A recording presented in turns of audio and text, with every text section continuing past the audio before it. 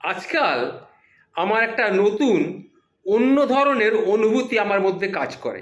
আজকাল কেউ যদি কোনো বোকা বোকা কথা বলে, আমার আর ঠিক সহ্য হয় না, বুঝেছেন? এই বোকা বোকা কোনো প্রশ্ন করলে আমার আবার গা পিত্তিটা কীরকম গুলিয়ে ওঠে, গাটা গুলিয়ে ওঠে। এই ধরুন, সিনেমা দেখতে গেছি কিংবা কোনো জায়গায় গেছি, কোনো একটা জায়গায় কিছু দেখছি, একজন বন্ধুর হঠাৎ চোখে পড়ে গেল। সে আমাকে হঠাৎ চেঁচিয়ে বলে, কিরে তুই এখানে কি করছিস? বলুন, কি বলবো তাকে? সে দেখতে পাচ্ছে আমি এখানে একটা জিনিস লক্ষ্য করছি বা কিছু দেখতে এসেছি। সে বলছে, তুই এখানে কি করছিস? তখন বিরক্ত লাগে। বিরক্ত হয়ে আমি তাকে বললাম, আরে শুনলাম নাকি এখানে পপকর্ন বিক্রি হচ্ছে, তাই এখানে লোক নেওয়া হবে, তাই একটা দরখাস্ত করতে এসেছি। এ গেল এক রকমের। সে তখন মুচকি হাসলো, কি বুঝলো জানি না, চলে গেল।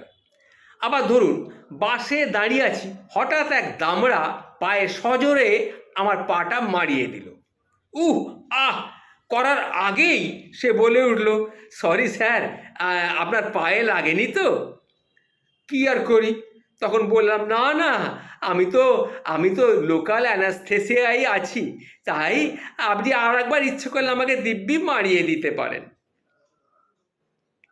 সে তখন ঠিক কী বুঝলো জানি না, মুখের দিকে তাকিয়ে রইল, তারপর চুপ করে গেল। আজকাল আবার ফোন পেলেই মাথাটাও বিগড়ে যায়। এক চুল একা থাকার উপায় নেই। মাঝরাতে এক বন্ধু ফোন করে বেমক্কা একটা প্রশ্ন ছুড়ে দিল, কিরে তুই ঘুমোচ্ছিলিস না কিরে? কি বললি বলুন? বললাম, না রে, আফ্রিকার বানরদের ওপরে একটা রিসার্চ পেপার রেডি করছিলাম।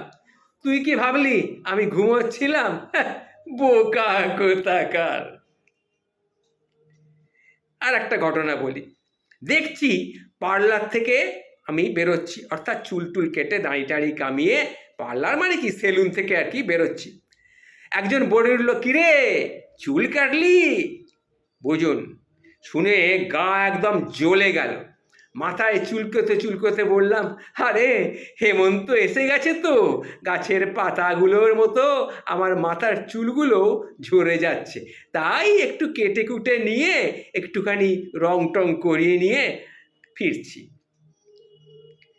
সবচেয়ে বিরক্ত হই যখন কেউ ল্যান্ডলাইনে ফোন করে জিজ্ঞাসা করে, কিরে কোথায় তুই?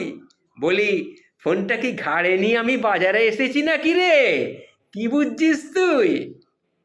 ল্যান্ডলাইনে ফোন, জিজ্ঞেস করছে কোথায় তুই? তা কি বলবো বলুন তাকে? কি আমি তখন তাকে বললাম, আমি ফোনটা ঘাড়ে করে নিয়ে বাজারে এসেছি। বাড়িটা আমার বাড়িতে একটা ছোট স্কুটার আছে, সেটা একটু ধুচ্ছি। হঠাৎ এক প্রতিবেশী বলে উঠল, কি হলো দাদা, গাড়ি ধুচ্ছেন? বললাম, না ভাই, গাড়িতে জল দিচ্ছি, যেন বড় হয়ে এটা আস্তে আস্তে বড় হয়ে একটা বাস হয়ে উঠতে পারে। বুঝুন, এই হচ্ছে ঘটনা। এই সমস্ত কথাগুলো শুনলে অনেক সময় আনন্দও লাগে, ফুর্তিও লাগে। আমার কিন্তু এখন আর ভালো লাগে না, গা পিত্তি জ্বলে যায়।